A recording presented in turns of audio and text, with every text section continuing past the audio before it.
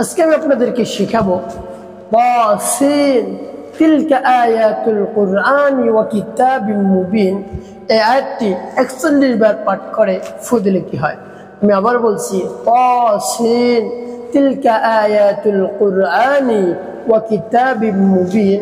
এই আয়াতটি ৪১ বার পাঠ করে ফু দিলে কি হয়? খুব দামি এবং গুরুত্বপূর্ণ আমলটি আপনি শিখে রাখুন, আপনার কাজে লাগবে। আমলটি কখন কিভাবে করবেন, কোন নিয়মে করবেন, আমলটি করে কিভাবে আপনি উপকৃত হবেন, আমি শুরু থেকে শেষ পর্যন্ত অতি সহজেই আপনাদেরকে বলে দিচ্ছি।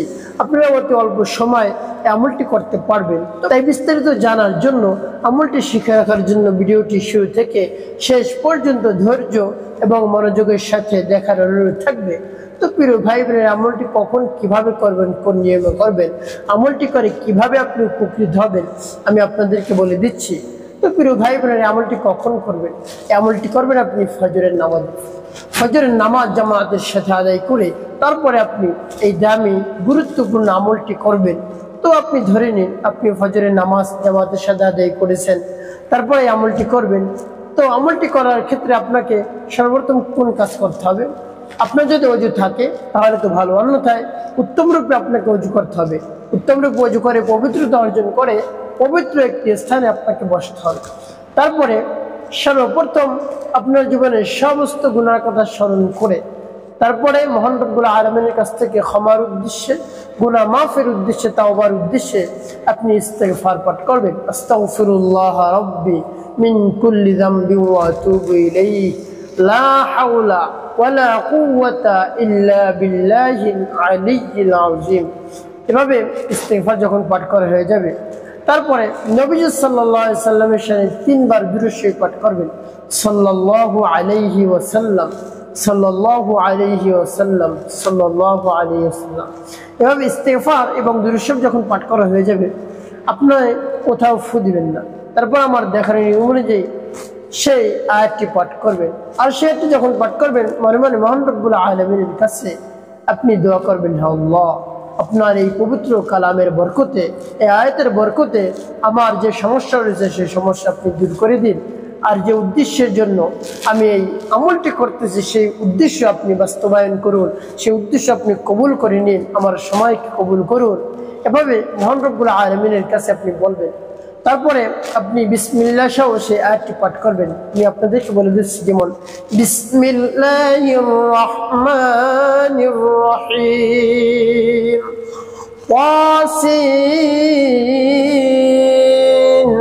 তিলকা আয়াতুল কুরআনি ওয়া কিতাবিম মুবিন।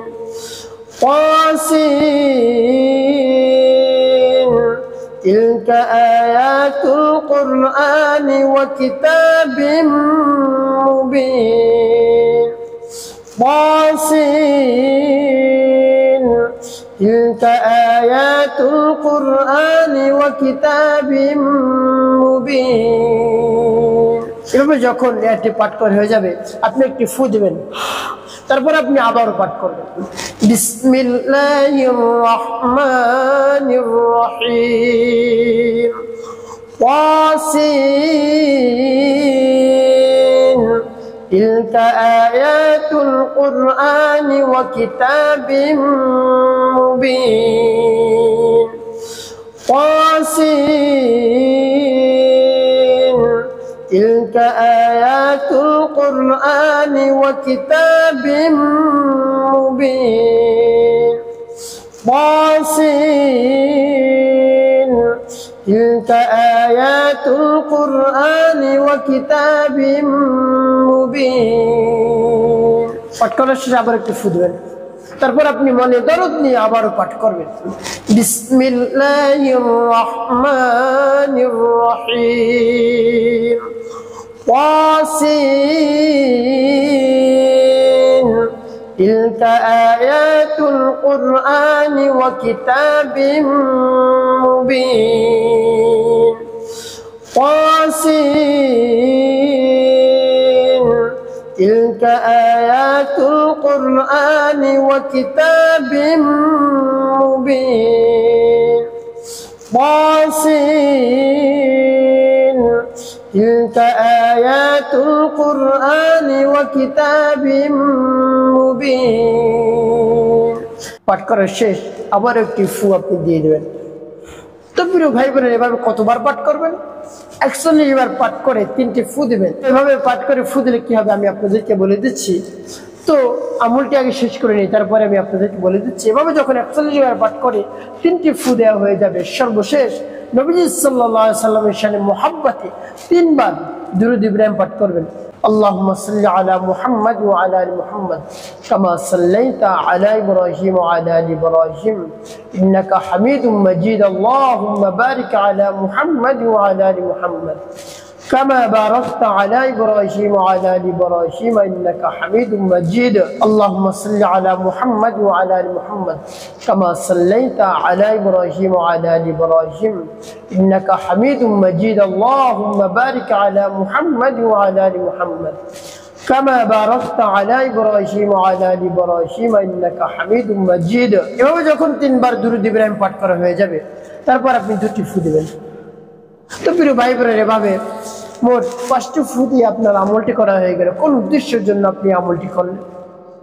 এভাবে যখন আমলটি করে ফু দেওয়া হয়ে যাবে, সর্বশেষ আপনি মহান রব্বুল আলামিনের কাছে সাথে সাথে দোয়া মোনাজাত করবেন। কোন উদ্দেশ্যের জন্য আপনি দোয়া মোনাজাত করবেন?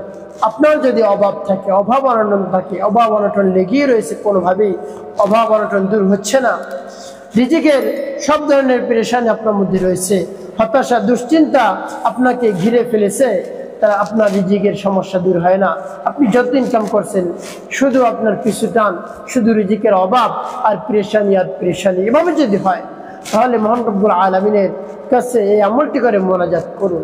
হে আল্লাহ, আমার অভাব অনটন দূর করে দিন, যত ধরনের অশান্তি রয়েছে আপনি দূর করে দিন, শান্তির ব্যবস্থা করে দিন, রিজিকের যত ধরনের সমস্যা রয়েছে আপনি দূর করে আমাকে স্বাবলম্বী করে দিন, আমাকে সম্পদশালী করুন, গাড়ি বাড়ির মালিক আমাকে বানিয়ে দিন। এভাবে মহান রব্বুল আলামিন কাছে যদি বলতে পারেন, অবশ্যই অবশ্যই মহান রব্বুল আলামিন কবুল করে নেবেন।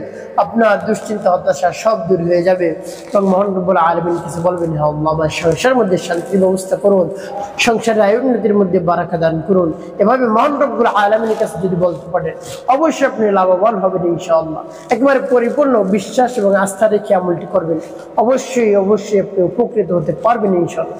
তো প্রিয় ভাই বোনেরা, একটি কথা মনে রাখতে হবে, সেটি হলো নামাজ আপনাকে আদায় করতে হবে। নামাজ কোনোভাবেই ছাড়া যাবে না, মানুষের সাথে মিথ্যা কথা বলা যাবে না, মানুষের কল্যাণে বেশি বেশি আপনি কাজ করবেন এবং বেশি বেশি খেদমত করার চেষ্টা করবেন। অবশ্যই আপনার জীবন শান্তিপূর্ণ এবং সুখময় হবে ইনশাআল্লাহ।